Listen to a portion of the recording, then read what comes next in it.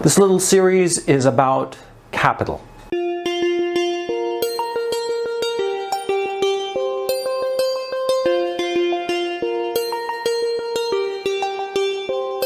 Now you see, there are 4 types of capital. There's personal capital, there's emotional capital, there's social capital, and then there's financial capital.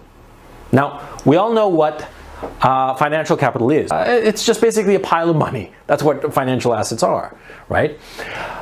But the personal, emotional, and social capital that you build is equally important. And I would venture to argue that if you only have one, if you only have, like, say, financial capital, but the other 3 are at 0, you're going to have a miserable life. Now, personal capital, what does that mean? It means what you invest in yourself, in your mind and your body. See? Now, see, think of it as this. Think of all the books that you've read. Think of all the times that you've gone to the gym or exercised or whatever. Okay? You are making deposits in yourself. You are growing your personal capital, right? You, say go for a jog every day to the point where you can comfortably run 10 miles just like that. No problem. I mean, well, not instantly, of course, but the thing is, see, you can run 10 miles. Not many people can do that nowadays. Very few people, as a matter of fact, can run 10 miles without a break. But you invested that in yourself. That's your personal capital, okay? Now, emotional capital, what is that? Emotional capital is the feeling of support that you have that can do 2 things. It can withstand an emotional blow, say the failure of a big project, or perhaps the death of a loved one. That is one use of emotional capital. And the other use of emotional capital is to give you the enthusiasm, the emotional energy to go out and pursue something. Say you want to start a new business, right? You want to start a new business, and sure, you need money and time and effort, but more than anything else, you need that emotional capital, that belief in yourself, that strength of character that pushes you forward, even as adversities mount. Because whenever you try something big, something worthwhile, there are always going to be times when you think you're going to fail.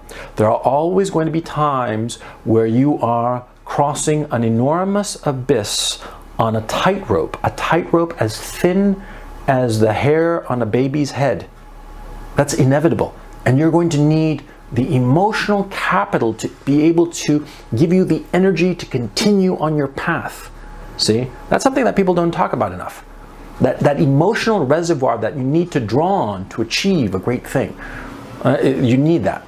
Okay? Now, what is social capital? Social capital are the people around you, in your environment, in your milieu, whatsoever that milieu may be. Okay? It could be your neighborhood, it could be your line of work, your business, it can be online, it can be whatever, it doesn't matter. It's how many people you know, how many people you interact with, how far is your social reach in your milieu. Okay? That's social capital. And financial capital, as you know, the easiest one, it's how much money you've got. Now, the fact of the matter is, a lot of times, you can improve one or the other by drawing on one or the other.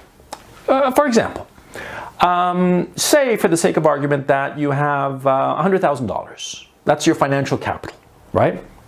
Now, you have the $100,000 and you withdraw $20,000 of those $100,000, and 2 possibilities. On the one hand, you blow it on a Ducati motorcycle. You know, you blow it on a Ducati, okay? That's one hypothetical. So you took a financial asset and you bought a toy. Do you need it? Is it really necessary? Yes, no? So you blew it on a toy. So in a sense, you sort of like splurged it. You sort of like blew the 20 grand on nothing much, right?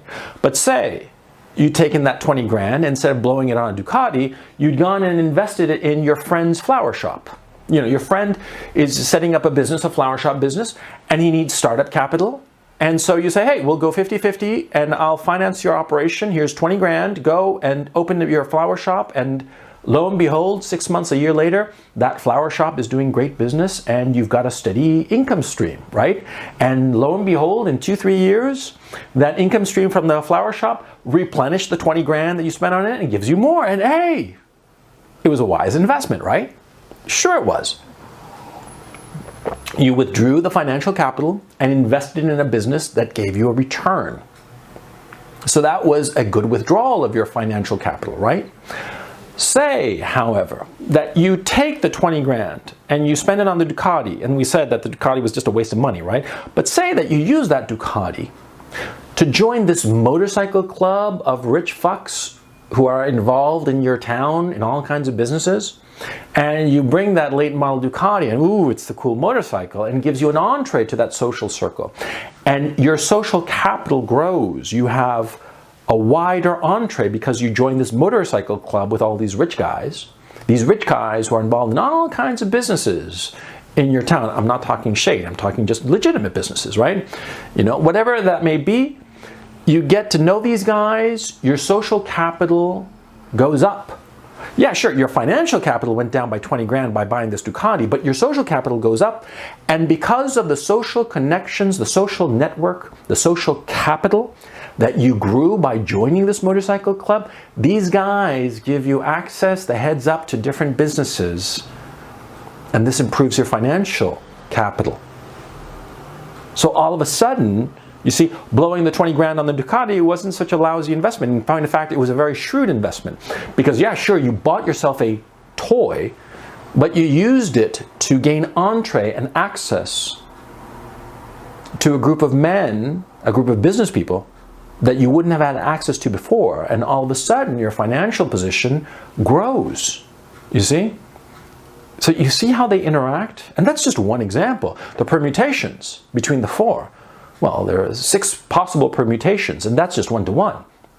You add on, you know, withdrawals from 2 to add to a third, and hey, you know, and for instance, you spend money, your capital, on buying a yearly membership to some fancy gym, and you go there every day, and you improve your personal capital. Your body gets stronger, you get fitter, you get in shape, you get more attractive, right? And all of a sudden you have greater social access, you have emotional capital that you build up. Because now that you're not the fat fuck that you used to be, now that you're trim and in shape and can run 10 miles without, you know, wheezing and dying of a heart attack, right? All of a sudden, you know, your social capital rises, your emotional capital rises because you feel healthier, happier with your body, happier with yourself. This system that I'm discussing with you, like I said, I'm going to expand on it in future posts, but I want you, with this prologue, with this introduction, to get a sense of what I'm trying to describe to you, okay? Now, you might think it's a bit vague here or there, and admittedly it is, okay? But my point is not to be like precise like a scientist. It's to give you a rule of thumb, a guiding vision of how to accumulate the capital that you will need to have a successful life, okay? Because, you see, you can't make it just on one thing. You know, one kind of capital is simply not enough for a complete life or a full life or a happy life.